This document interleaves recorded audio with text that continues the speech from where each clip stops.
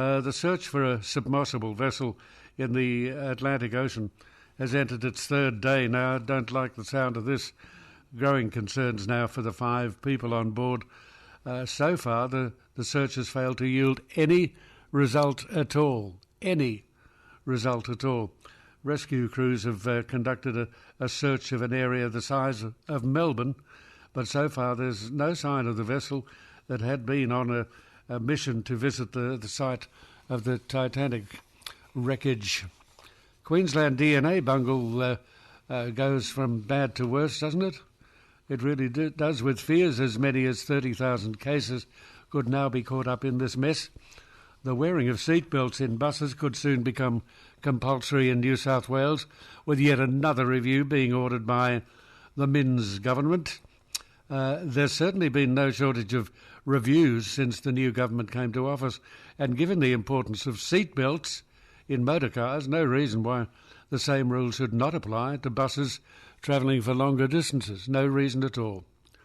I see a very interesting piece from Dennis Shanahan in the Australian today, which picks up on a point that I've been making for months. Like me, Dennis Shanahan is identified Labor Minister Linda Burney as a parliamentary and political weak point for the Yes campaign. Yeah, he's looked at it the same way that I've looked at it, and I think she is. And he says she needs to radically improve her sales pitch. Well, that's a nice way of putting it. I think the Albanese government's best option is to keep Ms Burney away from the debate. You know, she's that deficient. Keep her away from it. The New South Wales Treasurer, Daniel Mookie, has delivered his economic update to the Parliament, and there's a real risk of him talking down the economy. He's seeking to overplay this so-called budget black hole, raising the prospect that the state's AAA credit rating could be threatened, and we might be tipped into recession. I know he's very keen to score political points against the previous government, but he's not in opposition anymore. I mean, he's running the thing now, isn't he? And he needs to be, I think, responsible with the way he portrays the state of the economy. Meantime, power prices are set to remain stubbornly high, with the pace of renewables still too slow to help with the much vaunted phase-out of the fossil fuel technology. And the end of that popular lolly, I used to like them, Fantails. I used to like them years ago. The company producing the chewy treat says sales are down and the equipment used to make them is requiring more and more maintenance. But it used to be fun to get Fantails and read about famous people, mostly film stars, but gone are the days. In sport, in cricket, the Ashes series is very much alive, with Australia set to take a 1-0 series lead into the second test at Lord's. In the rugby league, it's going to be a sellout crowd for Origin 2 tonight at Lang Park, and it really will be. And disgruntled Dragons captain Ben Hunt has been named in the side to play the Warriors at the weekend as the NRL puts heat on the halfback management. But first, he's got to get through Origin tonight. We've all got to get through Origin tonight. OK, give us a call. Tell us what's on your mind. 1300 56 4652. OK, tell me what is on your mind. 1300 56 4652. You know, in recent years, New South Wales has had a very, very good record when it comes to Game 2 of the Origin series, where, you know, they've lost the opener. The Blues have invariably won the second game, and where they've won the first, they've wrapped up the series in a couple of games. But this time around, that winning run in Game 2 is set to be challenged by Queensland like never before. For the first time in several years, the Maroons go into tonight's Origin match in Brisbane as the pronounced favourites. Yep, they really are. I think the doom and gloom around New South Wales is overplayed in selections of the media. I mean, the Blues were not far off winning the series opener when they still have a very good side, and there's no denying that. I think sections of the media have not been a great support. There's so much talk about Latrell Mitchell, but the reality is that he's hardly played an Origin match in recent years anyway. The injury that's ruled out Nathan Cleary from the series is a pretty bitter blow for the Blues, but I don't think Mitchell Moses is going to be letting anybody down. Far from it. There's been a suggestion that New South Wales wingers Brian Tohu and Joseph Addo-Carr, they might even swap sides for the field that they play on. I'd worry there's a risk of overthinking things when you start figuring out wingers are going to swing Origin one way or the other. I don't know that that's a good idea, but that's only the advice I get. I mean, I don't know. These big games always come down to a battle of the forwards, don't they? Anything the wingers achieve is merely a function of the platform created by the forwards. Queensland has a few injury headaches of its own, but the coach, Billy Slater, has the advantage of having won the series opener, and he has, after doing a very good job there. For New South Wales, Brad Fittler, coach, is on the line in Brisbane tonight. If the Blues fail to win, I would reckon I hate saying it, but I would think his time as coach is going to be over if they don't perform tonight. And for the sake of the game, the interest in the series, I'll be hoping for a New South Wales victory tonight, just to make for a decider, for no other reason, but just to make for a decider, which is always good. It's a terrific contest, and it's hard to beat the Origin match in Brisbane with so much at stake. The match gets underway just after 8 o'clock our time, and of course we will be talking about it and certainly hearing about it. Time is running out to rescue the missing submersible, which is carrying 5 people on a botched mission to visit the wreckage of the Titanic. It's being estimated that the submersible, which is different to a submarine, don't ask me how because I don't know the technicalities of it, but apparently a submersible is different to a submarine. It's got something like 40 hours of oxygen left, and that was in the early hours of this morning, so it's probably even less now. The submersible vanished on Sunday, losing contact at 1 hour and 45 minutes into its descent to the shipwreck site, which is nearly 4 kilometres deep in the Atlantic Ocean and around 600 kilometres from the coast of Newfoundland off Canada. Suffice to say that the challenges are becoming increasingly harder to save the passengers, and the billionaire adventurer Hamish Harding, one of Pakistan's richest men, Shahzada Dawood, and his teenage son Sulman, the submarine pilot Paul Henry Nargolet, and the CEO of the business which runs the missing submarine, Stockton Rush. Now, at the Canadian Coast Guards and their respective areas and their militaries, they have swarmed the area. They've employed the help of commercial boats and sonar buoys to try and detect the submarine. Already, 26,000 square kilometres have been searched. That's a lot. 26,000 kilometres have been searched.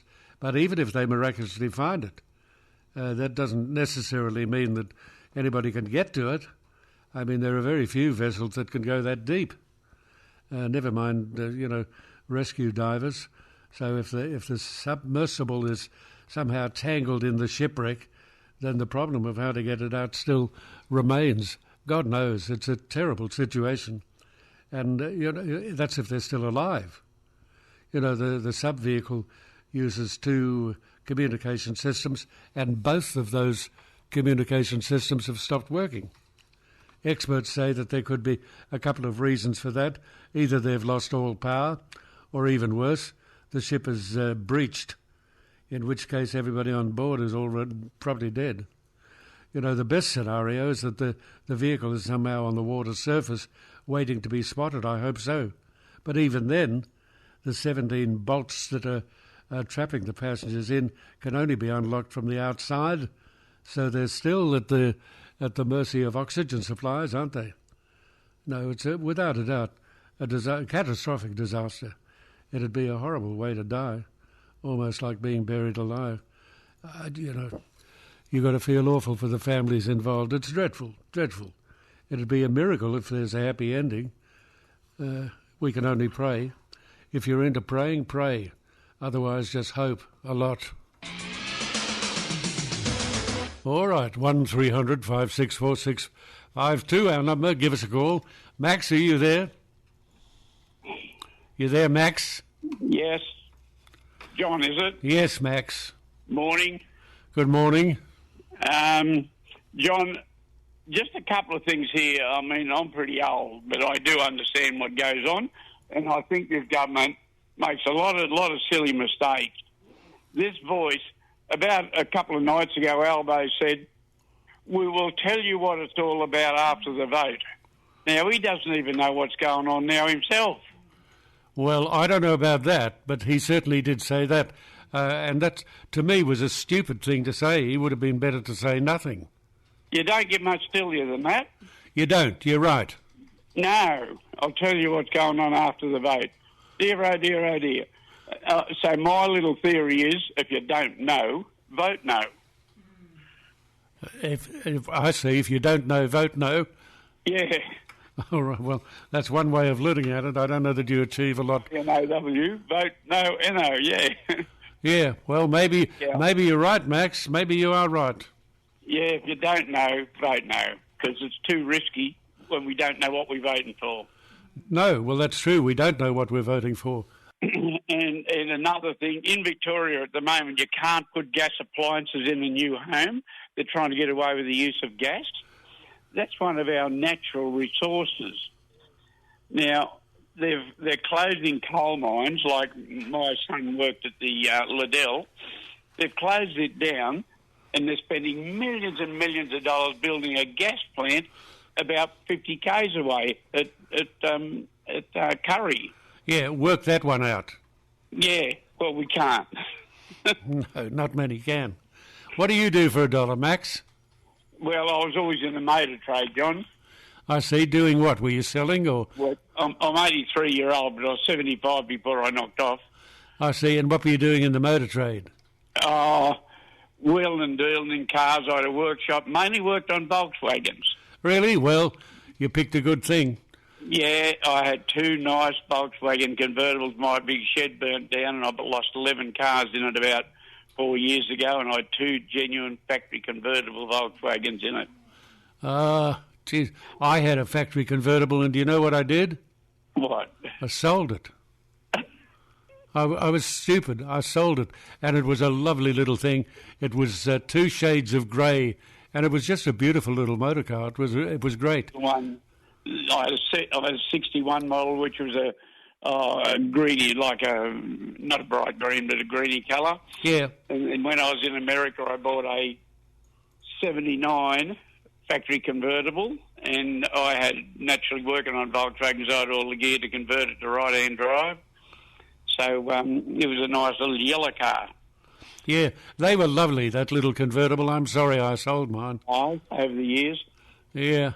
Getting back to what we're talking about. Anyway, that's one thing we can thank Adolf Hitler for, but it's probably the only thing we can thank the bastard for.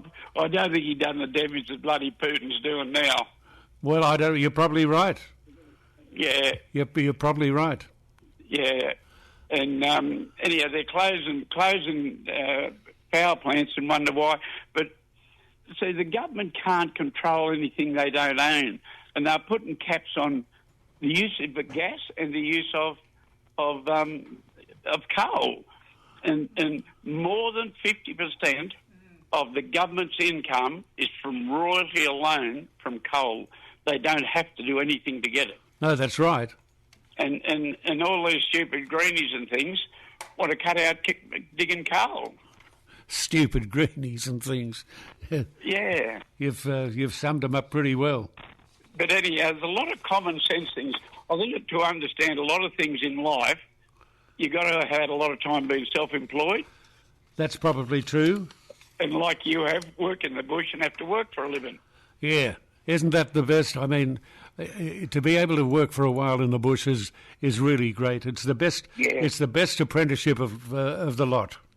Yeah, I've always been involved in the motor trade, rallying, racing motorbikes, raced at Bathurst, all that sort of right. What sort of bike did you ride? I had BSAs, and then later on I had Bull Taco. Yeah, I had a Bull Taco, good bike. I had a couple of bullies, and A Spanish bike, wasn't it, a Bull Taco? actually, when I had a bit of a fit when I turned 60, I went and had a ride at the Masters Games. You what? When I turned 60, I still had the bike, so I went and had a ride, a race meeting at the Masters Games. Good on you. Yeah, I got a second trophy here, so I enjoyed it. But at Bathurst, I rode bullies, I rode BSAs, and I rode a Norton Commando. Big bike. Yeah, big bike. Yeah, big bike, but a good bike. And what about, what was the Square 4? Was that a Norton? Ariel. Ariel Square 4. Yeah. That was a hell of a bike. Yeah, the Commando was an 850. Yeah. I'll tell you what I had that was a beautiful, beautiful bike. A Montesa. Oh, yeah. Yeah, well, not much difference in the bullies, those Montesas and CZs and those sort of things. They come out of that same area. Yeah, they do come out of the same area. Yeah. The Montesa was a lovely bike. Lovely bike. Anyway, Max, we've got to stop talking about things that entertain only us. Right, mate, but I think to learn a lot in real life, you've got to be self-employed and have a fair bit of time in the bush. That's right, and learn how to ride a motorbike. Yeah, but you can't grow up. Albo carries on about, coming from a one-mother family. Half of this country did, including me, so... but once you get to where... I say to kids now, even, once you get to about 16, 17-year-old, you make your own life. Yeah. I lost my dad when I was about 15, so I was brought up in a one-parent family from the age of 15 on. But you've got to get on with it. All you've got to do is think, well, this is the only life I'm going to get. There aren't any others available for me, so I better make the most of it. Yep, and you make your own decisions. If you make a bad one, like mine, I still want to do deals at 83 years old. I said, you've always been dealing. I said, when I was going to school, I used to deal bloody marbles. So did I. And my favourite marble was called a Connie Agate. Yeah. And we had the big tombolas and, yeah. But do you remember the Connie Agate? Yeah, I do, yeah. A terrific, wonderful marble. Yeah, I was very involved with horses. I had horses most of my life.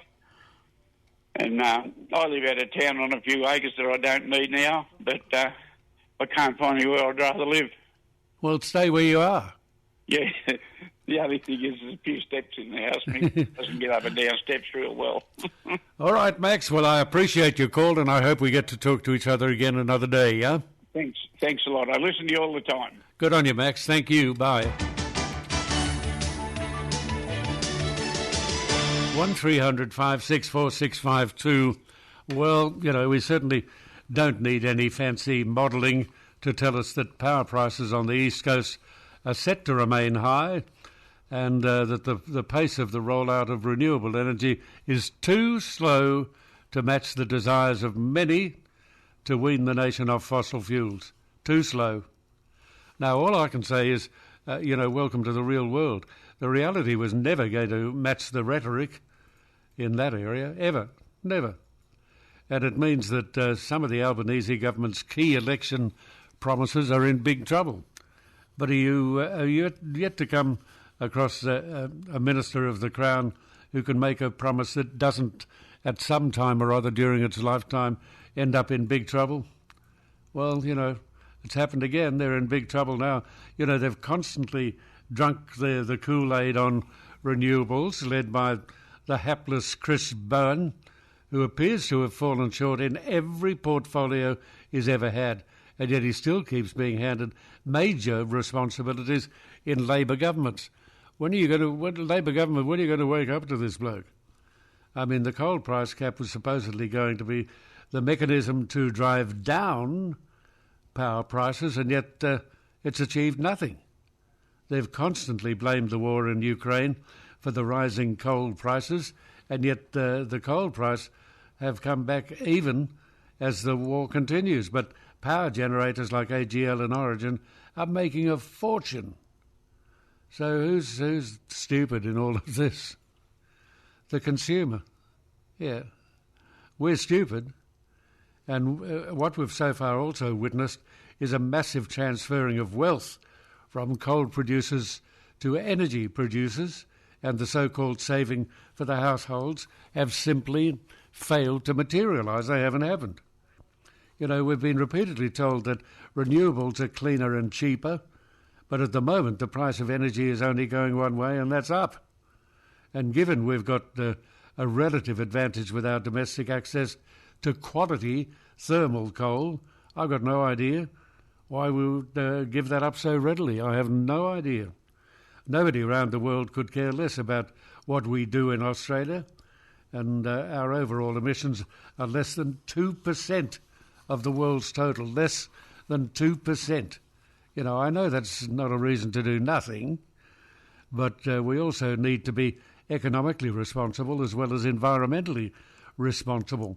The federal government has been chasing a target for renewable energy to comprise 82% of the electricity grid as it seeks to reduce emissions by 43% by 2030. Lots of luck. So far, that's looking very far-fetched. And it seems the only guarantee we now confront is that power prices will continue to rise, putting even more pressure on inflation and inflation rates. You know, it's hardly the news we want to hear as we endure the coldest June days we've had for the past 5 years. We certainly don't want to run out of power, do we? OK, give us a call. Tell us what's on your mind. 1300 564 652 is the number you dial. Yeah, I like that song, and I love his voice. I think he's got a powerful voice. This is a big river. Sure was. Tell me what is on your mind. You know, when you take Arbor Vitae Joint Health to help you manage arthritis and other aches and pains and things that you've got, you can do so with absolute confidence because people who use Arbor Vitae swear by it.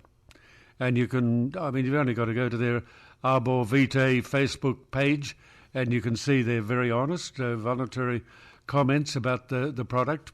Plenty of them raving about the product.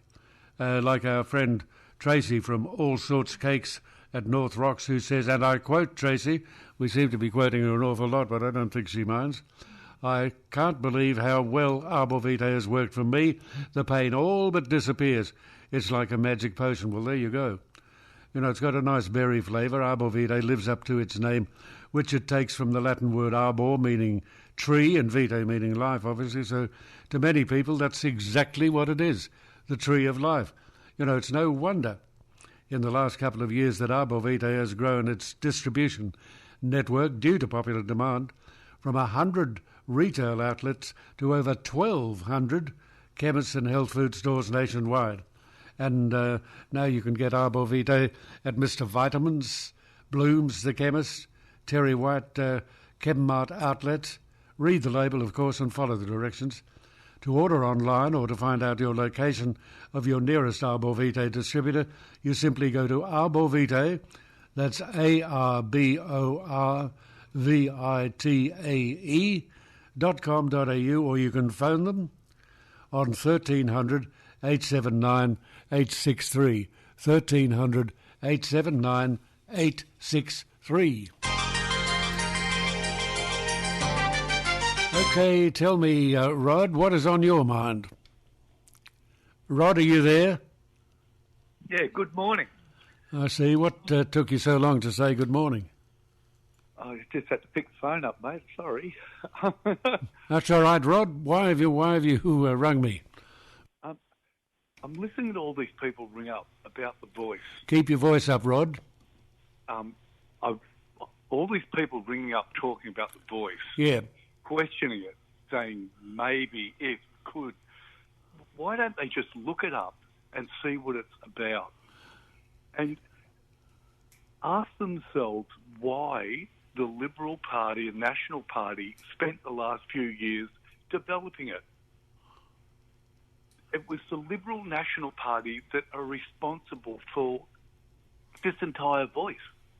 And everyone asked, why did they think they needed to develop this voice? Why is it required? Well, I don't know that it's required.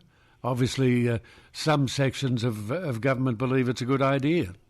Yeah, well, obviously, the Liberal Party thought we needed to do this. We had to do this. So they've spent millions of dollars developing this with all the experts all over Australia just working on this for year after year after year with all the parties. Listen, I don't know where you got your information, Rod, but the Liberal Party never mentioned the bloody voice to my knowledge. Who in the Liberal Party talked about the voice? Well, the Indigenous Affairs Minister, Ken Wyatt, produced the final report to the Morrison Cabinet in July 2021. That's over 2 years ago. Yeah. The voice. Albanese, this didn't pop into his head after the election. No, but you are referring to the Uluru Statement, aren't you? The voice. No, this is the voice to Parliament. You look it up. It's all the details are there on the internet. For the Google, it's all the government websites. They developed it. Ken Wyatt, remember Ken Wyatt? Oh, yeah, of course. He's actually quit the Liberal Party in disgust of them reneging on it. Andrew Gee, the National Party, he's quit the National Party. Okay, so you're getting very excited here, Ron. So what's the point of your call? What are you trying to... Well, the point is they're asking for details, okay? When we have the budget, do people ring up and say, I want the details before they do the budget? I want to know what's in the budget before the detail. I want the detail. You don't. No, well, you can't do that, but you still don't want to vote for anything of which you are not aware. I mean, that's like... We are aware. All you have to do is look it up on the internet and have a look and see what the voice... All it is... We haven't been told the finer detail. Yeah. Well, the finer details will be done by our elected representatives, the same as what they do when they do the budget. Yes, but we still need to know. Well, it's an advisory body. That's all it is. I'm aware of that. I've said it over and over again. It is simply an advisory body. But we do need to know what they're going to advise. Yeah, they're going to ascertain what's required and get a list of things that they think that are the top requirements that need to be done. They'll go to the Parliament and say, look, this is what we're advising that needs to be done. The Parliament will say, okay, well, this one here, yeah, okay, we'll do this one, but this one, no, we're not sure about. And our elected representatives will do the deciding. That's why we vote for our reps to decide things like the budget. Yeah, but people in general are confused about the whole thing, aren't they? No. Yes, they are. Not everybody knows it all, and they want to know what's going to be done, and how it's going to be done, and how it's going to affect them. I don't think any of that is unreasonable. Dutton and the rest are sowing the seeds of chaos and confusion. They're playing politics with this. Every time I hear someone come on... They're politicians. Why do you think they're playing politics with it? We watched Parliament Question Time yesterday, and they kept repeatedly asking ridiculous, stupid questions they asked day after day after day. Will it affect military bases? No. And it won't affect parking tickets either. This is ridiculous. We should have a bit of common sense here and stop playing politics. Dutton is not being genuine. He's not being honest. He's lying. A lot of them are lying. Thorpe, the rest of them are lying. Price, they're lying to you. Geez, Rod, you haven't got a very high opinion of our politicians, have you? I take a look at who's involved in this, and I wouldn't trust any of the no voters at all. Pauline Hanson. These people aren't genuine. They're playing politics. All they've got... Well, they're politicians. What do you expect them to do? Well, I expect them to do the right thing by the people that have elected them. That's what they're... Well, what you consider to be the right thing. Obviously, I presume, and I can only presume, that they believe they are doing the right thing. All they're doing is saying no to every single good policy that Labor's trying to do. Look at the housing policy. They've got together and they've stopped the money to be put into housing. How disgusting is that? Now, that's appalling. With the Greens as well doing it. And I watch Parliament Question and I see what is being done and what isn't being done. They're obstructing everything they can. Just say no. Just say no. They're not doing anything for the benefit of the Australian public. Okay, well, that's your belief, Rod. I'm not about to try and change it. You're entitled to have your belief, and that's it. I'm not sure it's right, mind you. Well, I think it's right, and I'm for the voice. I think the Aboriginals deserve it. I think the Liberal Party, just ask yourself, why did the Liberal Party develop this over the last 4 or 5 years? And all of a sudden, Dutton decided to play politics and say no. It's being, controlled by Abbott and the rest of them. They're all just no. We saw it years ago with Abbott. And it doesn't matter whether it's good benefit for the Australian people or not. They're just saying no because they're playing politics. They just don't want to let Labor have a win. It's as simple as... Well, they're in the opposition. What do you expect them to do? I expect them to do what the right thing for the Australian public is. Well, you would hope they would, but as they're in opposition, they're obviously going to be fighting with what the government does, and the government are going to be fighting with what the opposition does. That's why they're called opposition, because they are opponents. Well, they don't have to be an opposition. They're elected reps to the Australian public. That's right. They don't have to be. They don't have to be in opposition, but they are. Exactly. They represent the people that elected them, and there's a hell of a lot of people in their electorates that voted against them as well, and they should still be representing them, and they're not. They're their party. They're doing it for the party. We saw it when Roberts got caught out with, lying about the robo debt. I stuck together. Cabinet solidarity. I did it for my party. Hey, that's corruption. That's disgusting. He should be looking after the people that elected him. And now he's resigned because of what he's done. Another one's resigned, like Tudge. And how many of them are going? And now Van, they want to kick him out. Well, the sooner they get out, the better. I mean, if they're dishonest, if they're lying, and you're telling me they are, then we don't want them there in the first place, do we? Well, they've even politicised the rape of a girl in a minister's office. Yes, look, we don't want to go there. We're getting off the subject now. Is there anything about the government that you do like? Well, just look at their record. I'm only looking at their record, and you should be too, and so should everyone. Don't tell me what I should be doing. Yeah. Okay, I've got to leave you because we've got to bump into the news, and as I tell you frequently, the news waits for no man. But, Rod, I appreciate your call, and if you'd like to give us a call another day or even later today if you want to, telephone number 1300 56 4652. Yeah, it's just a nice song, isn't it? Remember When? Alan Jackson. Okay, give us a call, tell us what's on your mind. 1300 56 4652 is that telephone number that you dial. Pick up the phone, dial that number. Oh, we got Max, are you there? G'day, Max. Great to be on your show. Well, that's very nice of you, Max. Thank you. Yeah, well,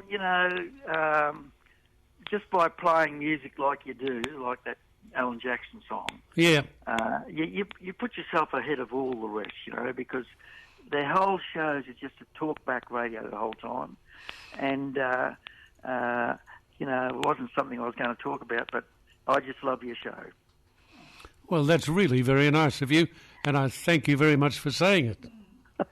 And John, you sent me a gold watch many, many years ago because I used to practice dentistry and until I turned 70, and I lost track of you because I, no longer lived in the spot where we were, but I was very lucky to come across a radio station whereby you could get 2SM, RSN, all the stations that I would like to have listened to. Anyway, I've got 2SM back on my dial, and it's great to hear you again. Okay, where are you? Actually, I'm in Fremantle at the moment. My wife Kay and daughter Kate and granddaughter Gracie, they're all over in Greece, and next they go to France, and then they go to the UK. But I'm here at Bicton, looking after Kate's two Cocker Spaniels. Yeah. Why didn't you go with them? Well, I've been there, John. Oh, yeah, but My favourite pastime now is I like to go bush in my Prado, which is 20-year-old. I have a satellite telephone, and I really go bush. I go on the Laura to Maytown Coach Road. tell me, do you go by yourself? Yeah, I go by myself with a satellite telephone. Look, I took a couple of blokes with me, and I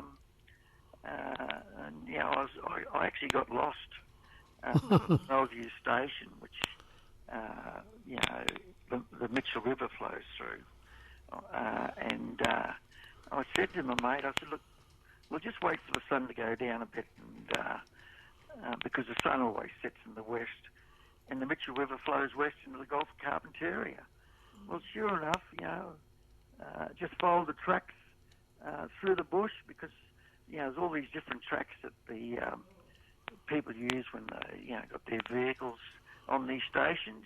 And sure enough, Bellevue Station appeared on the horizon, and the other time was when we did the Canning Stock route, which was a great trip. 1,800 kilometres up to Halls Creek. Oh, yeah, I know Falls Creek. You were made after a week had been there long enough. When you say you got lost, who found you when you got lost? No. As I said, I said to my mate, I said, look, the sun sinks in the west. Yeah, well, that's... The river, which is just over there to the right somewhere, flows to the west, and I just followed the tracks that went west. And sure enough, along came Bellevue Station. Anyway, you found yourself now, Max. Eh? You found yourself now, and you're able to give me a call, which is good. Yeah, look, I'm really pleased about that. And I'd just like to mention one thing about the voice. I'm actually a no voter. Even when we were little kids, I got to know a black lady who was part of my grandparents' family. I've had a lot to do over the years with the Aboriginal people, and the Fair Dinkum Aboriginal people are just absolutely brilliant. Oh, they are. They're marvellous. Oh, look, they are. They're the salt of the earth. And I'll never forget my dad. He was an adventurer and a very good bushman. He was born in Chiligo, a mining town about 250 kilometres southwest of Cairns. And Dad actually had an Aboriginal with him on this trip up to Cape York in his little four-wheel drive American Jeep. And I always remember Dad telling us a story. He came across this old fella, and he said, look, how far would it be to the Moreton River? And this old man said, maybe 10 mile, maybe 50 mile. Yeah, maybe. You never can tell. And I've never forgotten that as a kid. I can understand that, Max. Thank you very much for the call. Good to talk to you. Call again another day, huh? 1300 564 652 is the telephone number that you dial. Linda Burney is facing a pretty uphill battle with the Voice to Parliament, and she yesterday made a glaring error by trying to tell Parliament what the Voice can and cannot do. The reality is that the most Mrs. Burney can do is say whether the Voice probably will and probably will not do. That's all she can say, really. I mean, in its current form, the section to be added into our Constitution is the referendum, if it's successful, is extremely wide-ranging, and it's open to interpretation probably in many ways. Asked yesterday by the Deputy Opposition Leader Susan Lee whether the Voice could make representations to the Defence Force Chief on military acquisitions or the location of air bases, Ms Burney all but avoided the question. She certainly did her best to. She said the Voice will make the representations that affect Aboriginal and Torres Strait Islander people, but that won't run programs and won't have a veto power. Whatever that might mean. She went on to say that what the Voice could not do, that was a mistake. She said, I can tell you what the Voice will not be giving advice on. It won't be giving advice on parking tickets, and it won't be giving advice on changing Australia Day. I mean, that statement was wrong, because the words to be added to the Constitution give the Voice power to govern themselves. And Parliament can't limit what they're able to do. I'm sure what Ms Burney meant was that the Voice won't be wasting its time with parking tickets and public holidays, because neither will have an impact on the health or the life expectancy or the socio-economic status of Indigenous Australians, and that's what it's all about. That's what it's all about. Does she not understand it? Did she not make proper inquiries? I mean, the other important point that everybody seems to be forgetting is this. It's an advisory body.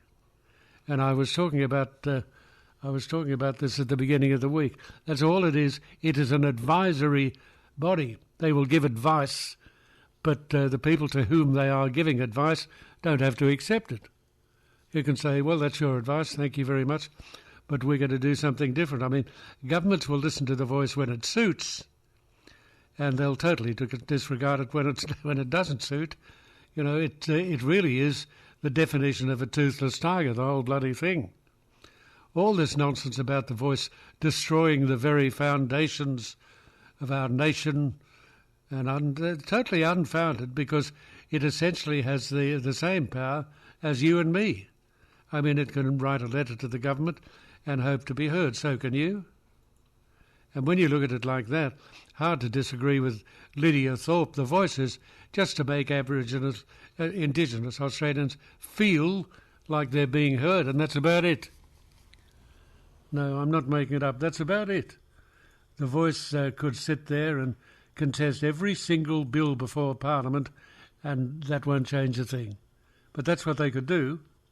You know, it's up to the Voice to make itself relevant and to choose very carefully the topics that it decides to take on. If it takes on everything, it's going to be ignored. They'll say, oh, dear, well, there they go again. It'll be ignored. But if it hones in on very specific topics, it might have a chance of being heard. It might even have a chance of being useful. And back to Susan Lee's question yesterday, the Voice probably could make a representation to Parliament about military acquisitions and the location of air bases and things. But do you really think the Defence Department is going to listen to a matter of national security?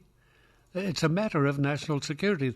That's what it is. And do you think that the Defence Department's going to listen to that if it is, and I believe it is, a matter of national security? Of course not.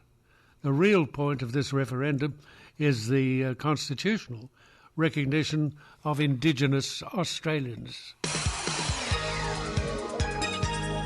You know, if you happen to own or manage a strata unit or commercial building and you need assistance with repairs or maintenance or whatever, Network Construction Services is the name you should remember. Whether it's waterproofing, concrete cancer repairs, facade and cladding replacement, structural repairs, upgrades to electrical and fire, it doesn't matter. Doesn't matter. The experts at Network Construction Services will complete your job on time, within budget, and to the very, very highest standards of workmanship. So when you need repairs, refurbishments, maintenance, whatever you need, to your strata unit or your commercial building, Network Construction Services are the remedial building specialists with more than 70 years of combined industry experience. Bear in mind, combined industry experience, 70 years.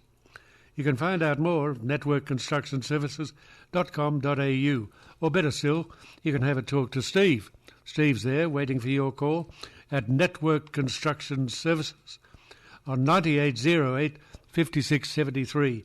9808 5673. Okay, well, we better keep an eye out for this Rod bloke by the sound of things. Rod flogs the same story on all the 2SM programs. He always has his knickers in a knot He'll be on Talking Sport next. Signed Sean. Rod keeps putting this misnomer out that the Liberal Party is responsible for current voice models. Multiple Liberal cabinets rejected all voice proposals put to them. Anthony from Bondi, that last caller, Rod phones every radio station. He has admitted he is a Labor Party member. No problems with that, but he talks BS about the voice. John, I always love to know what you're watching. I heard you're a massive fan of Dancing with the Stars. Jesus. No. Can I ask if you ever had an offer to go on the show? No, Matt, no, thank God I haven't. And if I get an invitation, then why would I get an invitation? I don't want one, and I don't, as much as I might like Dancing with the Stars, and much as the people who go on Dancing with the Stars probably have a lovely time, not for me, thank you. OK, 1300 564 652. Mark, are you there? Well, John, it's not Dancing with the Stars, it's Dancing with B-grade celebrities. I see. OK, well, we'll see that the name has changed accordingly, Mark. John, I don't know how you've stayed sane over 70 years. You get this amazing cause. You said it's not entertaining us. Well, Max with his motorbikes and his cars and 83-year-old man that still wants to wheel and deal. Mate, you go, and then you get that Rod guy. That Rod guy seriously needs to have a cup of tea and a Bex and a good lie down. The guy was so you get us all excited, we get motivated, you play a beautiful song, and then we get Rod. Mate, I don't know how you've stayed sane, but you managed to do it very well, John. OK, well, have you ever thought that I'm not sane? John, well, I suppose the question can be asked, what is normal? Yeah, well, exactly. But I mean, ask the Mother Superior if she thinks I'm sane. Well, I'm very fond of the Mother Superior, so I'm going to have to run with her answer on this, John. OK, am I sane? She said no. Mother Superior is always right, John. Remember that. Thanks a lot, Mark. So, John, when a local member, federally or state government, when we all vote, and you and I have voted many times, so have your listeners, we know a little bit about them. They're going to break some promises. They're going to, commit to things they can't achieve. I think Minns is probably a perfect example coming into power at the moment. But, John, I don't know, and I'm having lunch with my mates today, but I'm not in a certain socio-demographic. It doesn't matter whether you're rich or poor. I want to know who is going to be advising the government once it's implemented into Constitution. Who is... are they going to be the people that have not helped the Indigenous people as much as they should have, that have spent, John, look, over our era, it could be $1 trillion. Not a billion, billions, could be trillions. So are they people that are going to go out to the communities, see what these people need? Mate, they don't need money in some instances. They need to be like people like Nugget. Nugget sitting there for 2 months, doing his work, watching the fire.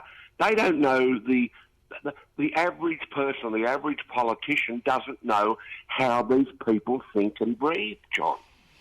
Well, you can't expect politicians to know how every constituent lives and breathes. You can't expect that. I mean, they're not psychologists. In this vote, we're talking about an advisory board, and you made a comment earlier that they can only advise. Well, if it's implemented into the Constitution, John, what stops them pushing things through that they can't get through? Because you don't have to accept their advice. Yeah, but what happens if I'm going to the Supreme Court and causing problems, John? I'm confused about that, John. No, look, you're taking it too far. You're looking on the doom booster side of it. I'm not doing doom. I want it to work, but I can't vote for it, John. And it can't work if I don't know. I want to know if I've got a company who's going to sit on my board. Okay, but the point is that all this board can do is make recommendations. The recommendations do not have to be accepted. They can only advise people on Indigenous matters. Right. Well, wouldn't you like to know before you voted yes or no who would be advising in respect to the changes in the Constitution, the Parliament of our country and the people who voted for? Wouldn't you like to know who's actually involved? Will it be people in the past where things haven't worked? Will it be new, exciting people? People that have got new qualifications? I'd like to know, John, wouldn't you? Yeah, look, all of what you're saying might be correct, but I mean, it's a voice for Indigenous people to advise on Indigenous matters. That's all, to advise on Indigenous matters, not for decisions to be made about their communities without being asked about that decision first. It is simply an advisory body for Indigenous people in relation to Indigenous matters. John, since you've come back from Alaska, you've actually done some research because, at times you were not certain. Now you seem to be coming, and I take my hat off to you, you're actually making an effort to become more educated on this issue. And you are. Every day you talk about this, you're more defined, you're more to the point. You seem to be getting a hold of it. But there are people out there that aren't at your level, that aren't getting a hold on it, John. Well, I can't speak for them. Can I? Well, you're trying your best to help us, but I need help because I don't know anyone that wants to vote yes at this stage because we just don't understand the whole push. And furthermore, and I don't say this critically, that lady that you spoke about, a journalist, I couldn't concur more with you. That lady that talks about The Voice, she's their major spokesman at the moment. John, this is not being critical of her, but every time she talks, it's like she's going to have a nervous breakdown talking. Yeah, I know what you mean. She's that perception that she's going to break down and she needs to be picked up and taken to the loony factory with Jack Nicholson, John. Hey, what a movie that was.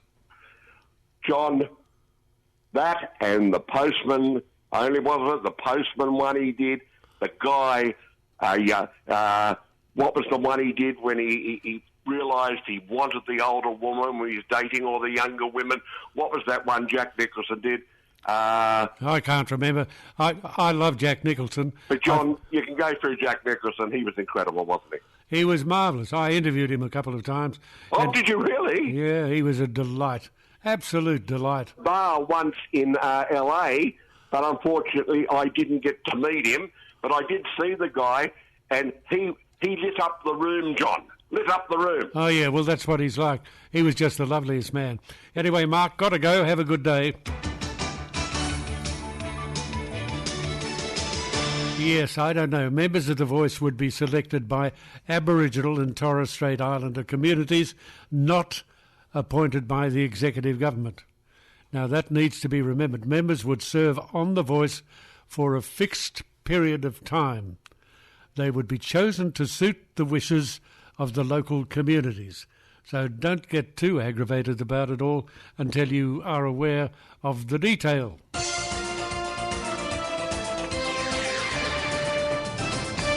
Okay, Howard, I don't know where you are and I don't care. I'm dumping this show. It's become the Jimmy Nail Hour. I love Thai food, but I don't want it numerous times every day. What's that got to do with it? Regards, Howard. Anyway, goodbye, Howard. 1300 564 652. If you'd like to give us a call and tell us what's on your mind, pick up the phone, dial that number, 1300 564 652. It's simple to do. Just dial the number. Who have we got there? I think we've got Luke. Are you there? Yeah, good morning, John. I'm up in Queensland at the town of Kingaroy, and the Origin. We're getting ready for the Origin tonight. In Kingaroy, you've got Selwyn Cobby. He's from this place, and Steve Renouf, one of the Queensland greats from here as well. Yes, absolute great, him. Yeah, he's good. They're all worried about how you should pronounce Maroon. They're not worried about how many points the Maroons are going to beat the Blues by, but they want to know whether you say Maroon or Maroon. So it's pretty exciting. So it looks like I'm hoping New South Wales are going to get their guts together and put up a good fight. But if you're going to Brisbane, why not drop down to the Brisbane River and have a look at the USS America? It's a small aircraft carrier that's come over here for a major military exercise between Rockhampton and Mackay at the Talaman Sabre military exercise is going to be held there in the next few weeks. This is the biggest military exercise in Australia. You normally get 7 or 8, even more nations involved. But it's really interesting to see what they call the small aircraft carrier. It's giant. And it's got a lot of anything from the F-35s, helicopters, and it's on display in the Brisbane River. It might have been heading off this morning, I think. Yeah, I'm surprised, given the Brisbane River is so silted up, yeah. I'm surprised it could get in there. Well, I haven't actually seen it, so I've got to get down there, but I'd say that's the only place that they normally harbour really big ships. So that's what I've heard down there also. And what do you think about all this Titanic stuff, the submersible? And, oh, mate, it's just suddenly over the world news, it's sort of really interesting. 5 people are locked on board this submersible that can't be opened from the inside, and they went down to have a look at the Titanic wreck, as a lot of very, very renowned people have been down there. James Cameron, I think he's the director of, remember the Titanic, I think the Mother Superior would remember the Titanic movie from 1997, Celine Dion's song, My Heart Will Go On. Oh, yeah, it's a wonderful song. And it was a good movie. I loved that movie. That was, what's his name, DiCaprio, wasn't it? Yeah, DiCaprio and Kate Winslet, and Billy Zane was the crook. He was the one who wanted to get it on with Kate Winslet, Rose. But generally, it's really woken up a lot. They filmed that in Mexico. There's a replica of the Titanic. Why would you risk your life going to the bottom of the Atlantic, which is like 13,000 feet down? It's incredible pressure, incredibly low temperature. And what have they got? They say they started with 96 hours of oxygen. It's not looking good. They say the people on board are the CEO of OceanGate. That's the company that runs it. A father and son from Pakistan, a French explorer, an expert on the Titanic, and Hamish Harding, a UK billionaire. They're the people that they're saying are on board. It just looks horrific. You look at the photos, there's nothing on board. It's like you're in a silo or something, you know? Yeah, I know. Anyway, it's certainly not looking good. I would agree with that. Yep, and if there's a few other things on, but I'm just waiting for this game tonight. Are you going to forecast what you think will happen? What do you think will happen? Well, I've just got a slight hope that the Blues might do something miraculous, you know. So basically, but the last match wasn't at Brisbane. You're going to have the crowd against you at Brisbane, and seriously, like in Kingaroy here, it's a real go-getter town, mate. They don't muck around, and they're not talking about the match because they've assumed that. Lost you? Gone. Yeah. So they're not talking about it because they assume Queensland will win. I think that's what he was going to say. Anyway, it's going to be a terrific night. It always is. I love it. It doesn't matter who wins. It's the spirit in which it's played that's important, isn't it?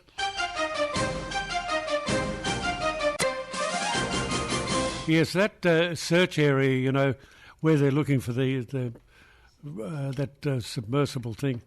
It's about, I think it's more than 3 kilometres below the surface, with pressure there equal to being underneath a 100-storey tower of solid lead. Now, who worked that out? I don't know, but think about that.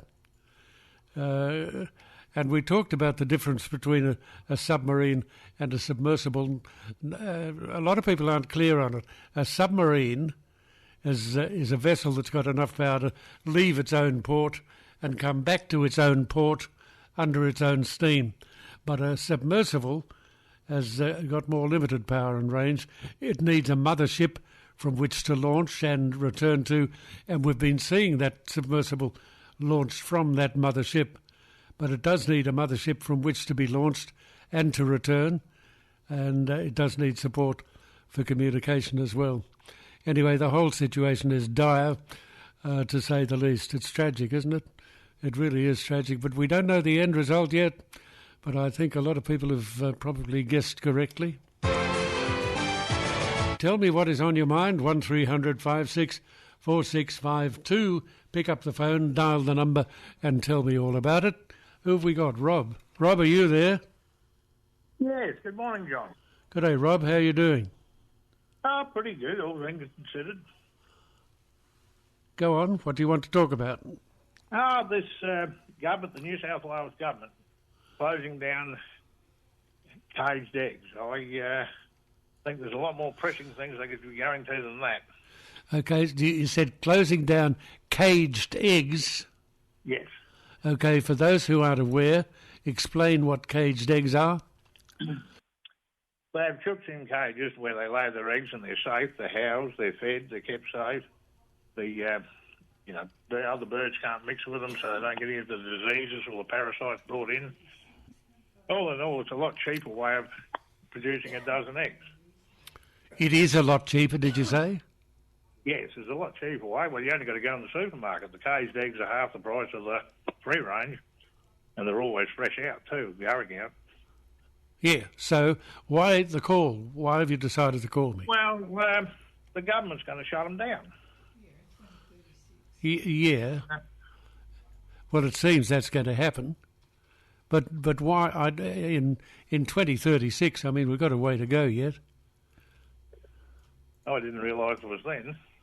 Yeah. Maybe I've jumped the gun.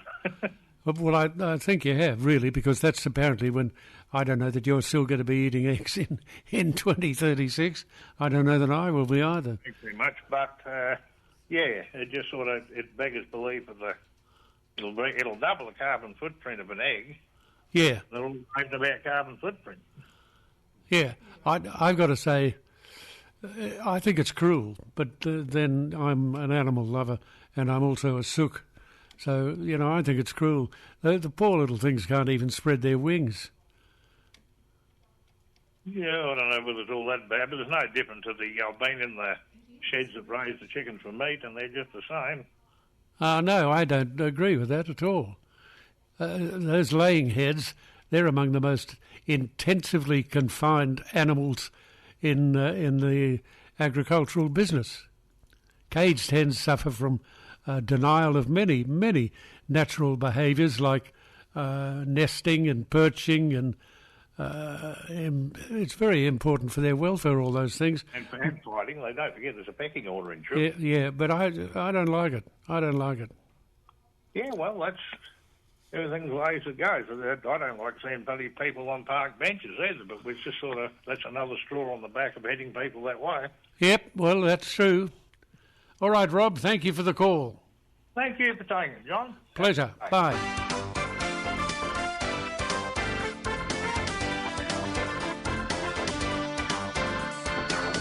Okay, 1300 564652, our telephone number. If you'd like to give us a call, we'd love to talk to you. Pick up the phone, dial the number, and tell us what's on your mind. Let's see. Oh, there's Stephen. I think there's Stephen. Stephen, are you there? Yes, John. How lovely to hear from you, Stephen. Are you well? I'm very well, John. And you're happy? Yes, I am happy. Well, I'm delighted to hear that, Stephen. You're a good fella, because you don't get down in the dumps, do you? You're always well, you're always happy, and you're always there. Yeah. And guess what, John? I don't know, Stephen. You'll have to tell me. I'm going to come down and see you. You're going to come down and see me? Yep. Well, isn't that wonderful? Yeah. We're going to have coffee, and I've sent you an email, and I've told you that in the email that we're coming down to see you. Well, isn't that wonderful? Yeah. When are you coming down to see me? We're not sure, but we're going to plan it. But we're going to come down and see you, have coffee, and talk to you about things. Well, that'll be wonderful, won't it? I'll look forward to that, Stephen. Yeah, we're gonna come down and see you because I really like you and you're the best friend I've got. Well, that's lovely to hear that, Stephen. You're a very, very nice fella. And Mother Superior was nice to me on the phone and that. Well, she's nice to everybody except me, but she's... You're the best, John. I don't know about that. I don't know about that. You're a best friend of me. Well, that's good, Stephen. Okay, well, I'll look forward to seeing you whenever it is that you can come down. Yeah, well, I will. I'm going to come down and see you because I've got some few things to tell you, and I'm going to make a special thing for you, and I'm going to give it to you as a special token from me and Lifestyle Solutions. Well, isn't that wonderful? Isn't that wonderful? And we're going to. I might pass it to you, and me friendly aunt's going to help me do it. Yeah, well, that's good. So long as you've got a friend to help, that's nice. Well, she's going to help me with it. I love listening to you every day. Well, I'm glad that you're there listening to me every day. Yeah, well, it makes me happy when I hear from you. Okay, well, that's good, Stephen. It makes me happy to know that you're listening to the program and you like it. And let's talk to each other again another day. Yeah, well, I will. Okay, mate. It really makes me happy when I hear from you. Well, that's lovely. I'm glad that I can do something to make you happy, Stephen. Yeah, well, you're the best friend of mine, and I like John Williamson. I was wondering if you could play John Williamson for me today. Sure, John Williamson, here.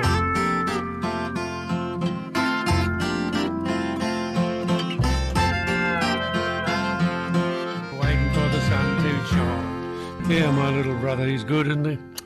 John Williamson, waiting for the sun to shine. 1300 564 652. Steve, are you there? G'day, John. How are you today? I'm all right, Steve. What about you? Not too bad, mate. Not too bad. Yeah, living the dream, you know. Good on you. What can I do for you?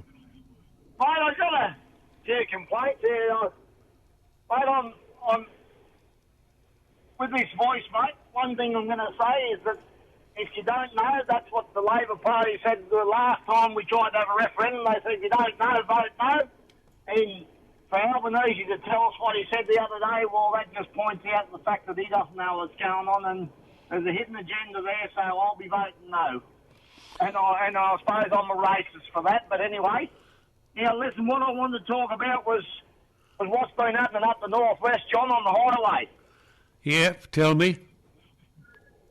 Yeah, mate, these fellas have been coming over from Gundawindi and also from out the mission there, Pumala, mate, and they've been ransacking bloody people and pulling truck drivers and assaulting truck drivers and belting the shit out of them. Yeah, what's the language? Well, that's what's happening, John. I'm a realist, mate, and it's happening. Yeah, okay, I'm a realist too, but we've got to be a bit tidy. So what is happening? Tell me exactly what's happening. Truck drivers are going to sleep at Boggabella, John, and and these fellas are coming over the border in gangs, and they're breaking into the trucks, or they're waiting for the fella to get out. They belt the Christ out of him, and then they rob him. Okay, so who is doing this? I mean, aren't the police looking into this? Aboriginal descendant kids, mate, and teenagers. I see. When you say over the border from where? Come over the border from Gundawindi, mate. Okay. So they can get away with it, and they know they can get away with it because the closest coppers, well, you got only one copper in Boggabella, and the closest copper's in Moree. Say that again. There's what? Coppers won't come over the border and do anything, John. Yeah. So what are the police doing? Well, bloody nothing, because their hands are bloody nearly tied by the time they get there. But the job's been done and they're gone. So the closest police station is Moree. Yeah, the major one, mate. We've got Boggabella there, but there's only one copper there, mate. At Boggabella, yeah, that's hardly a large police precinct, is it? Yeah, see, what happens, it's only 10 k's from the border, you see, so they're coming down here, oh, Doug, this is in the Shell truck stop, mate. In the Shell truck stop, it's happening. Okay, I'll have to get you to hang on there a little bit because we're going to bump into the news, and we're not allowed to do that. Well, we're allowed to do it, but I don't want to do it. So we'll have the news and then we'll come back for the final hour, take you through until midday. But you can hang on if you'd like to.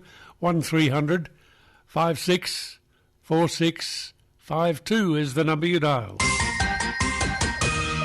All right. Tell me what's on your mind. 1300 56 46 52. Bob, are you there? John? Bob, speak up for me. Yes, okay, John.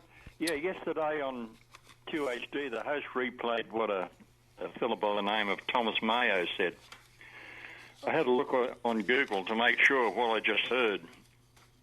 While he ranted and raved about the voice, Anthony Albanese was standing meekly alongside him. You have to hear it, John. You won't believe your ears. Above the video, it read, Thomas Mayo is revealing all the details that Anthony Albanese won't. That's it. I see. And you're not telling me enough. Where did you see this? It was on the radio yesterday on 2HD on your sister station. Yeah. He replayed, the host replayed the what this Thomas Mayo said while he was with Anthony Albanese on stage. I see. And what did he say? Oh, he was saying he's not.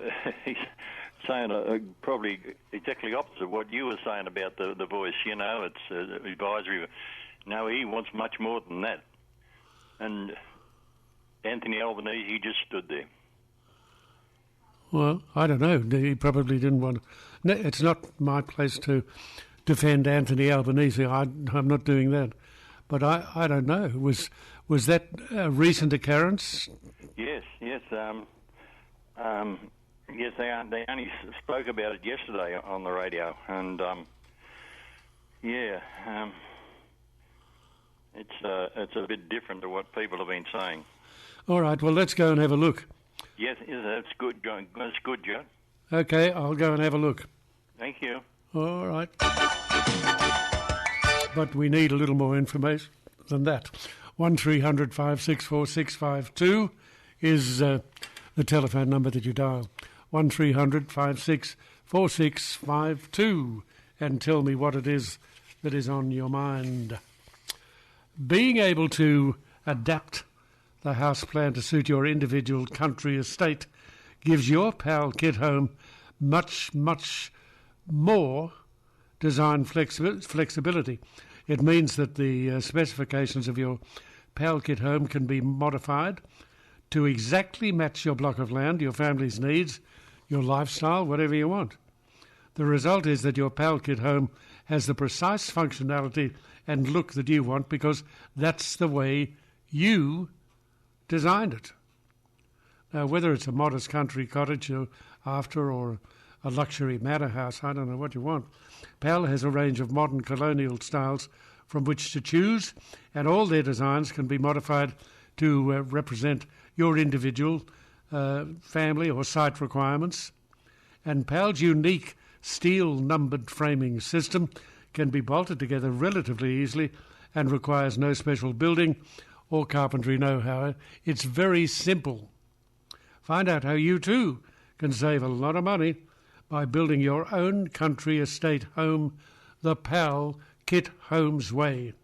Simply go to PAL Kit Homes, that's PAL kithomes.com.au, palkithomes.com.au, or phone PAL Kit Homes on 1800 024 912, 1800 024 912. Okay, tell us what's on your mind. 1300 564 652. Scott, are you there? Yes, John, I'm here, love. Okay, what do you want to talk about? I want to talk about what's going to happen to this idiot that was stuck up this 9-metre pole in Newcastle. What do you mean, what's going to happen to him? Yes. Well, I hope he's charged with obstructing the traffic. I don't know what other charges can be laid. Being a public nuisance, I would imagine, would be a charge. What's he doing that for? I have no idea, but he was stuck up this 9-metre pole and was disrupting the train lines. Dear, dear, dear, what an idiot. Yes. Dear. What an idiot. To achieve what? What was he protesting about? Who knows? Who knows, John? He'll probably just get arrested and get a fine, and that'll be the end of it. Yeah, I think it's the same bloke that's protesting against coal exports, isn't he? Yeah, well, probably. Yeah, Probably. probably. But in the meantime, he obstructs the traffic. He delays people who have important things to do. I mean, how does the idiot know that there isn't somebody there queued up in the traffic, being blocked, who hasn't got a sick child in their car, trying to get to hospital? That's right. How does he know? He doesn't know. And he's against coal exports. Yes, they're idiots. Yeah. Well, you've summed it up pretty well. I don't think we need to enlarge on that, because I agree with you. He's an idiot, and he's a public nuisance, and the sooner somebody has a go at him and throws the book at him, the better. But I wonder, will that happen? Where exactly is this clown? Who knows where he is? Well, I mean, where's the pole he's up? It's on the... Well, it was on the radio this morning. I know. You said he's in Newcastle, but where? In the Hunter region. Yeah, well, he's in the Newcastle port, as far as I know. Anyway, we'll see if we can follow it up. Yes, follow it up. I'd like to know what's going to happen to this fool. Well, probably nothing. Probably nothing. That's right. He'll just cop a fine and slap on the wrist, and that'll be the end of it. No. He's been arrested already, but what he's going to be charged with, I don't know, but he's been arrested. But what kind of idiot does that? What kind of idiot wants to upset everybody else, delay everybody else? How does he know there's not a woman in a car with a sick child wanting to go to hospital, all held up because he wants to set up a bloody pole? Oh, dear, dear, dear. That's right. You got to worry. Okay, who we got? Jim, are you there? I'm here, John, and good morning to you. Thank you, Jim. Good morning to you. What can I do for you? John, I just want you to try and confirm a text that I've received from a friend of mine who probably received it from somebody else. And the text message says that a new law is coming into Western Australia on the 1st of July, which states that if you have 800 square metres or more and dig more than 50 centimetres, you will need to get an independent Aboriginal person to come and assess your land to see if it has any cultural or spiritual elements in it. And that these people charge $160 an hour.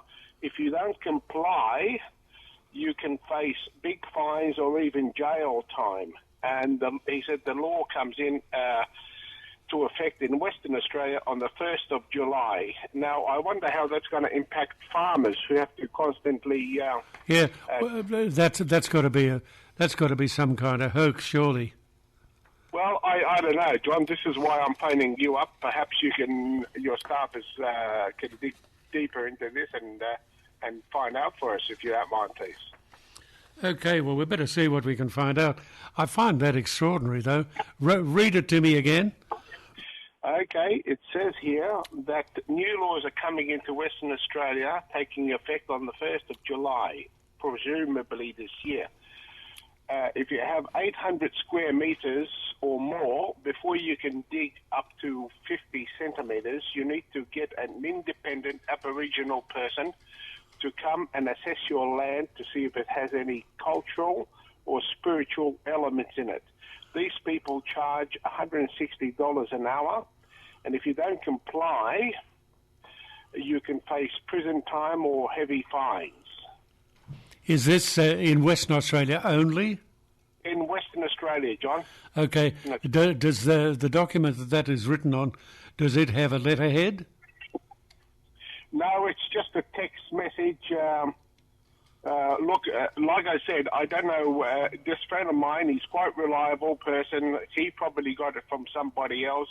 Whether it's doing the rounds for silly buggers, I don't know.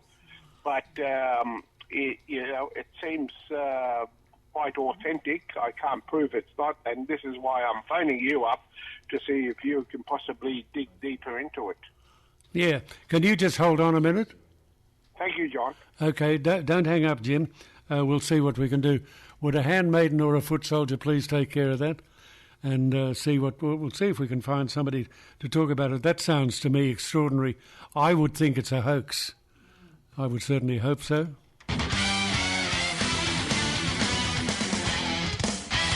All right, 1300 564652 is the telephone number you dial. Who's there? Tom, are you there? Yeah, I'm here, John. Yes. Okay, Tom, what do you want to talk about? I just want to talk about... Keep your voice up, Tom, you're quiet. All right, can you hear me now? That's better. Okay. I just want to talk about the boys and the Prime Minister and basically to say how good everything is. You know, I mean, people criticise everything. I think The Voice has probably been one of the best things that has happened for a long time because at least it's got Australia talking about all the issues that are involved, something that hasn't been done for many years. I mean, even if people vote yes or no, it doesn't really worry me in the least. But it does worry me in one respect that we haven't recognised our Indigenous people for 250 years in reality, and that's the main reason I think The Voice has been so good that at least it's making Australia talk. It's the benefits in it. Like people are looking up the Constitution to see what's written in it. You know, I mean, something that I've been living here for 60, 70 odd years, and you know, just nobody's really talked about it as much as they have in the last 6 months. More so than in the last 60 years. Well, that's probably right. And that to me that is a positive, and I think it's very good. The second thing I'd like to say is that I think our present government is as good as we've ever had. For the simple reason is that you know, most things have been accomplished. You know, we criticise the Prime Minister for going overseas, but for God's sake, you know, he's made friends with China, he's made friends with India, he's made friends with the United States, he's made friends with more than half of the world's population, as far as Australia is concerned, and the other third of it was probably already been friends of ours anyway. So Australia is one of the luckiest countries in the world to have a government that has gone out and seek friends. I mean, even Vietnam, where we were at war for so many years, that, you know, we've become friends with. So, you know, why would we be criticising a Prime Minister that has taken on a job that we're trillions of dollars or $1 trillion in debt, and you know, complaining about the price of food going up $4 or $5 or whatever it is, you know, when we're trying to get back on our feet, as I call it. You know, of course there's going to be setbacks. Yeah, but I don't know that we're trying to get back on our feet. I think we're in pretty solid shape in Australia, don't you? Well, we are, and why? Because we've got a government that's trying to do its best. You know, I mean, if a government says, look, we want to spend $14 billion on trying to build public housing, you know, why would we stop that? That is creating jobs for the country. It is creating all sorts of things, you know, like people to be able to contribute to it. Yeah, but I mean, we might be stopping it simply because we can't afford it. Yeah. Well, all they've got to do is say, look, we will just take one less submarine and that they can afford it. You know what I mean? It's just a matter of... Well, it's a matter of deciding what's important, a house or a submarine. That's up to the government. At the moment, they obviously think a submarine. Well, the government's probably saying that if they're looking for that $14 billion. That's all I'm trying to say, you know. Yeah, well, I agree with you. You know, if we become friends with more people in the world, we will have less priority in trying to build up our weaponry. You know what I'm saying? Instead of trying to build up the common things that the Australian people need. Okay, well said, and it was well said, Tom. Thank you. All right, pick up the telephone, dial the number, and tell me what's on your mind. Who have we got there? Richie, are you there?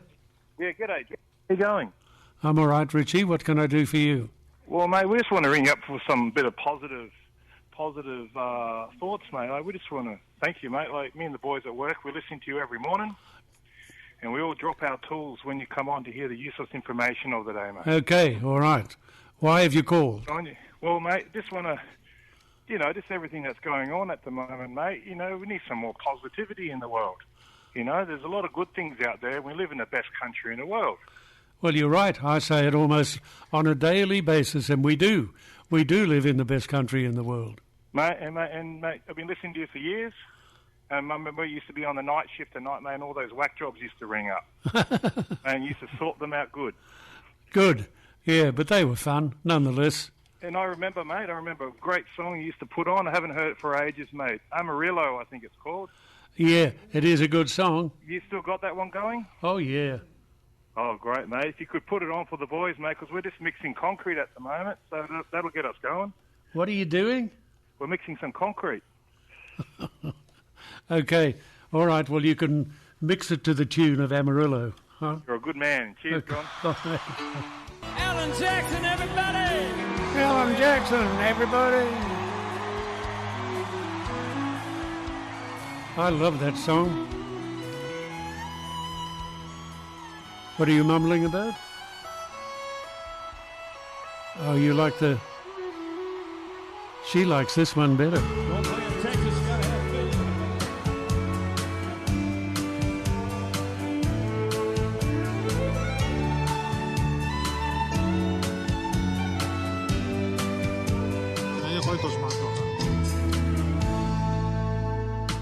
And Amarillo by morning, and up from San Antonio, and everything that I do, it's just what I got on. When that sun is high and I can't see the sky, I'll be walking on a gun fair. Amarillo by mornings, Amarillo Sunday.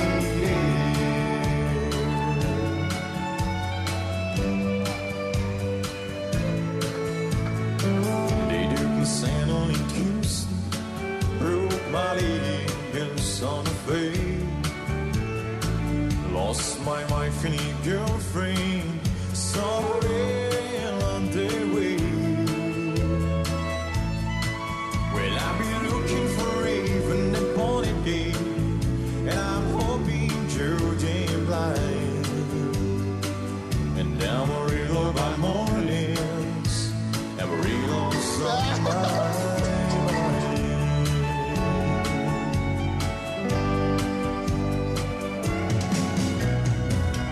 Amarillo by morning, and up from San Antonio. Everything that I do, it's just what I got on. When that sun is high and the Texas sky, I'll be walking in a county fair. Amarillo by mornings, Amarillo's on my mind. And Amarillo by mornings, Amarillo's where I'll be.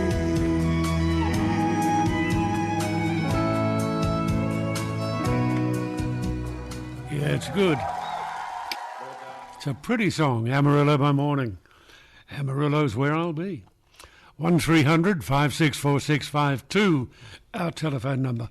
Who's there? Lynn, are you there? Hello, John. Good morning. Good morning, Lynn. What can I do for you? I just wanted to mention that in 1992, my late husband and I were building a house in Queensland, west of Gladstone.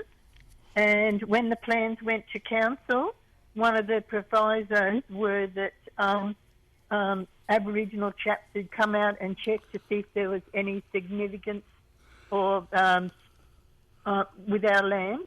This was in about 1992. And when we retired, I was the truckie's wife. And I must tell you, Ron always complained about the caravanners going up north. Yeah, no wonder. And when we're retired, he says, we're going to buy a little van and go out and annoy the truckies, and we did. We were talking to a publican at the pub at Hebel on the border, on Queensland border. Another chap was there, and he had to get permission to put a board down on his property. And that was in 2011.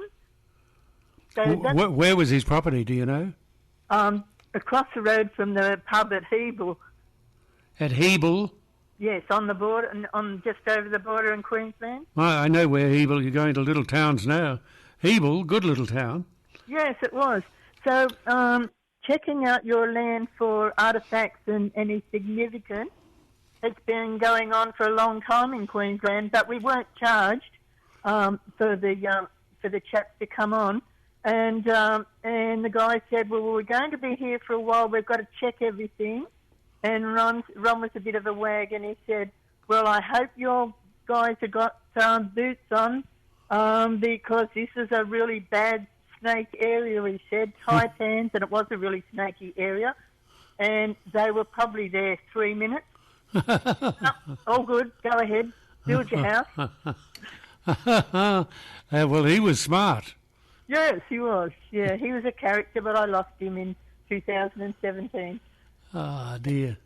Yeah. Dear. Anyway, you have fond memories, Lynn. I have. I had him. He was a truckie when I met him in 1969. Well, yeah. As I say, you've got fond memories, and that's lovely. Thank you for telling us the story. That's okay. Have a good day, John. Okay, bye-bye.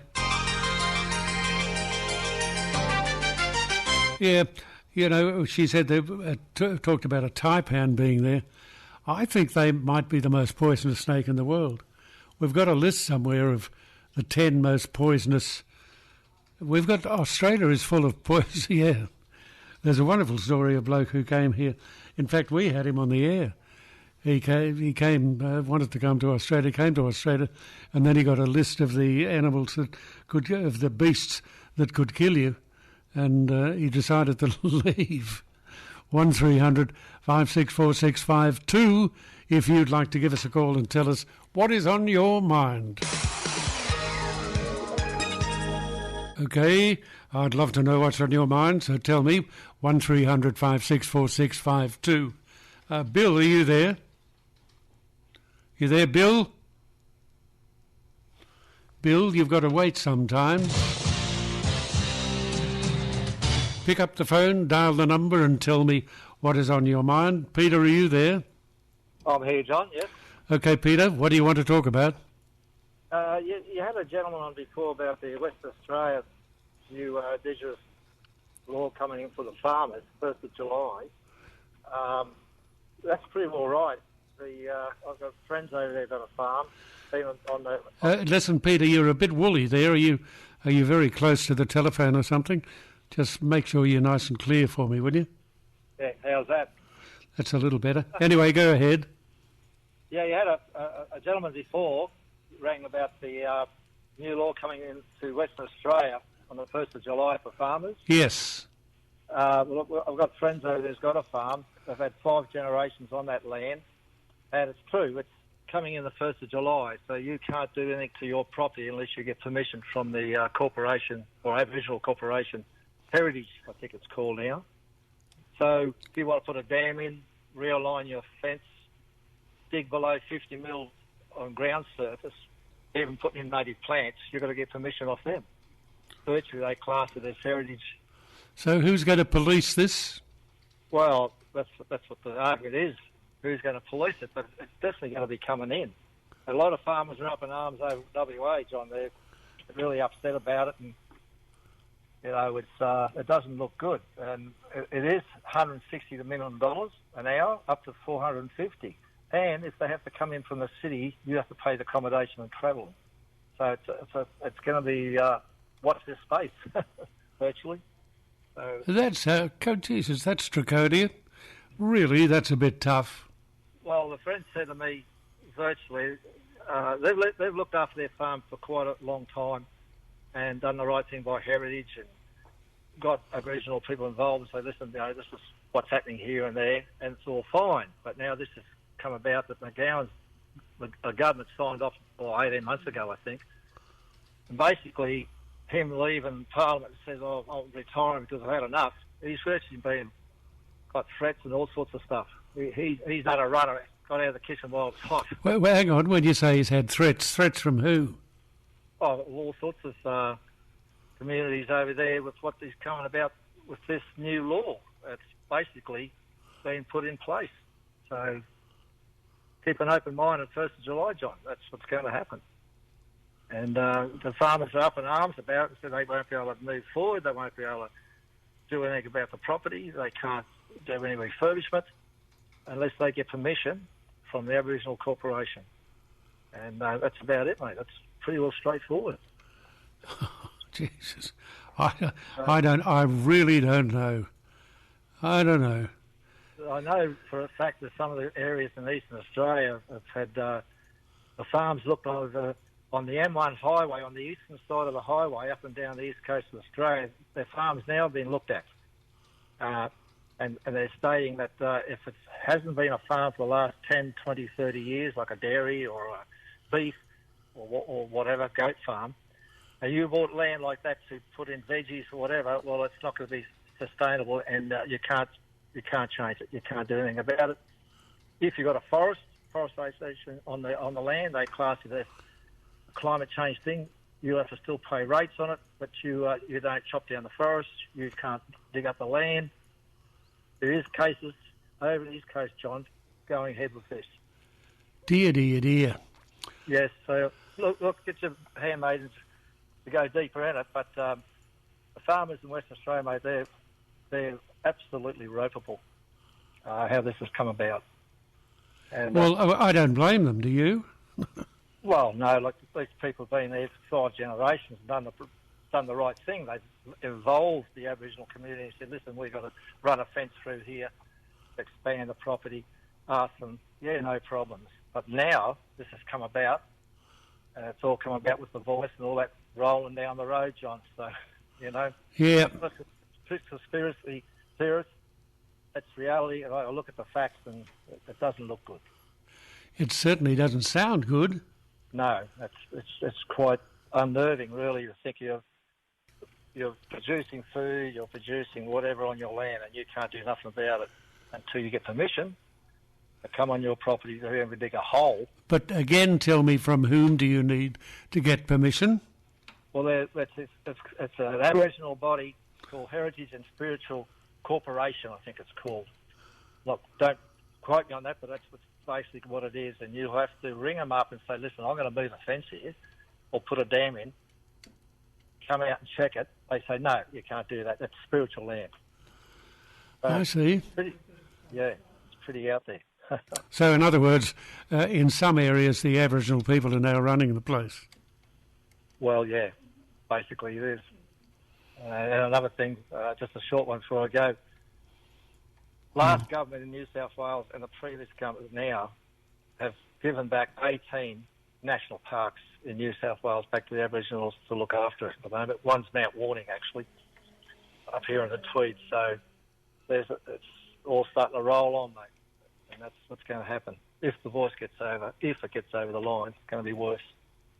And it will. My opinion, that's just thought I might let you know what that last gentleman rang up about. It's pretty well right. Yeah. Okay, Peter. We'll continue to make inquiries, believe me. But thank you for that information. I appreciate it. Yeah, and I enjoy your show. I love your show and I love your music. Good on you, Pete. Thank you. That's very nice. Cheers. Yeah, bye. 1300 5646 52 is the telephone number that you dial. I can understand the New South Wales government wants to blame the previous government for as much as it possibly can, be those factors real or made up, it doesn't matter. They do need to be a bit wary about talking down the state's economy.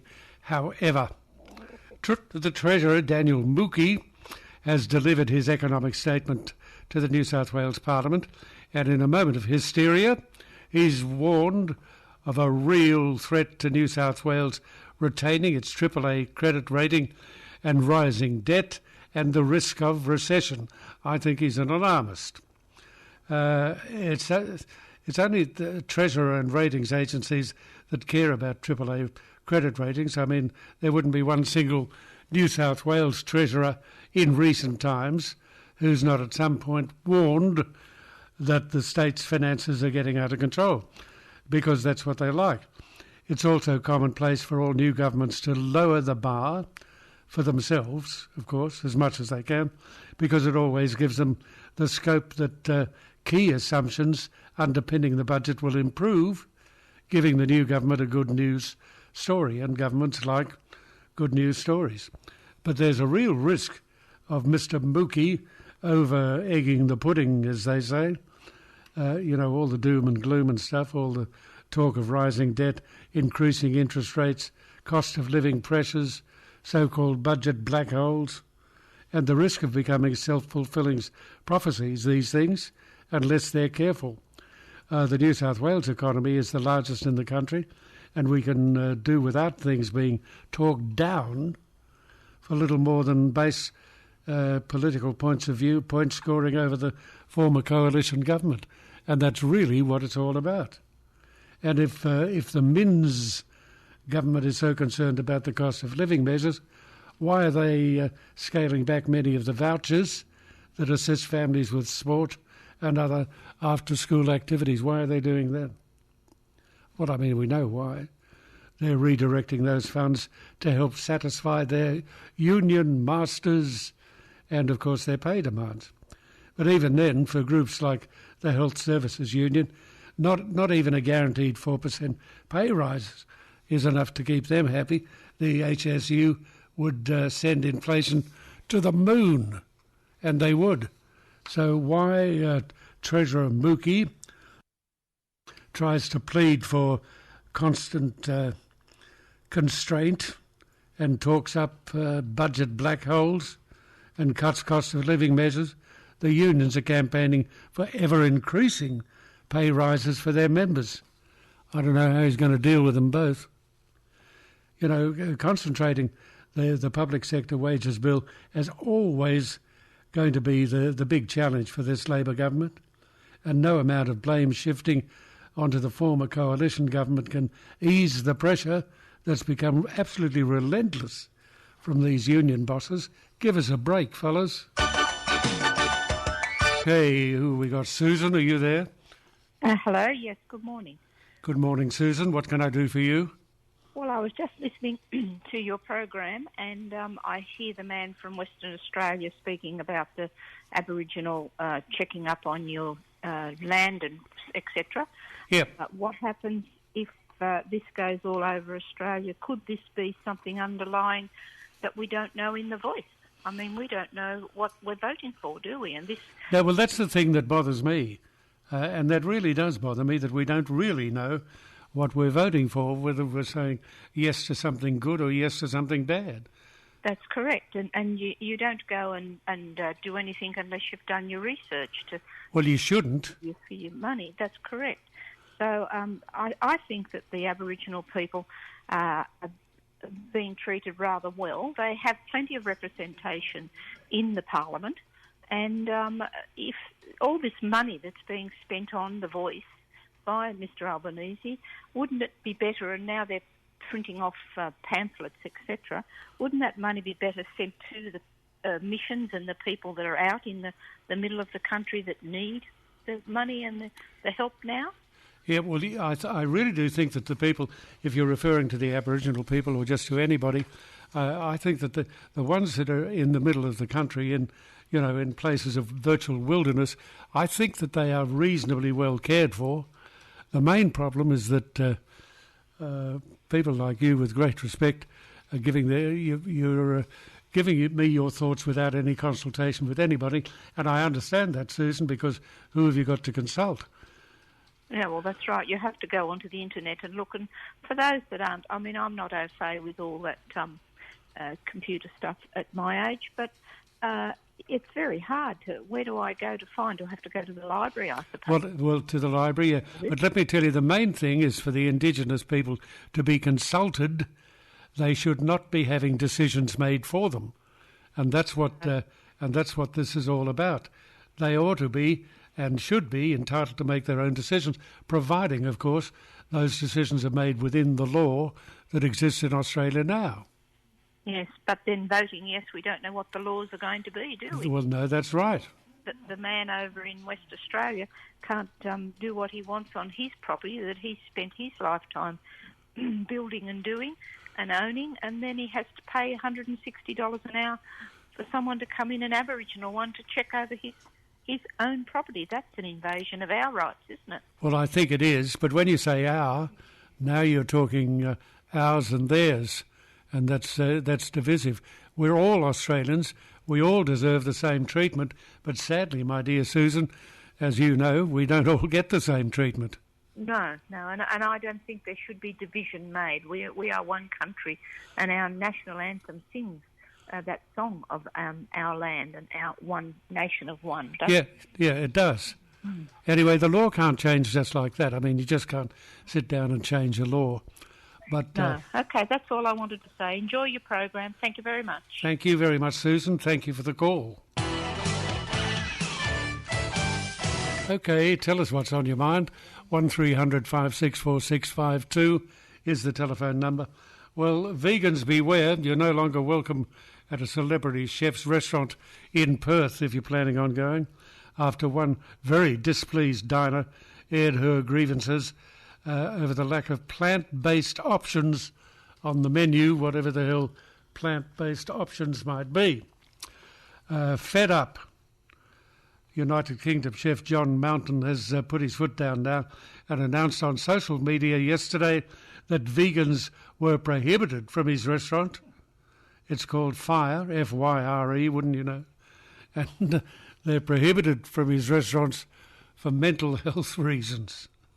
Apparently Mr. Mountain had offered to cater for a vegan customer who had managed he sent a message ahead of him to let them know her dietary requirements, but on the day the dinner booking was made, he forgot he had to cater for a private function. Now, the next day, the customer complained that she'd been served a bowl of vegetables for $32 and castigated the chef for his shortcomings for not offering plant-based meals. Do you believe it? I don't know what she was hoping to achieve with the price of unconstructive criticism. You know, I really don't know. But I doubt it was getting vegans outright banned from the restaurant, which is what happened. Yet no vegans. That's what happened. The chef conceded that although he didn't hold up his end of the bargain, he didn't deserve the personal attack.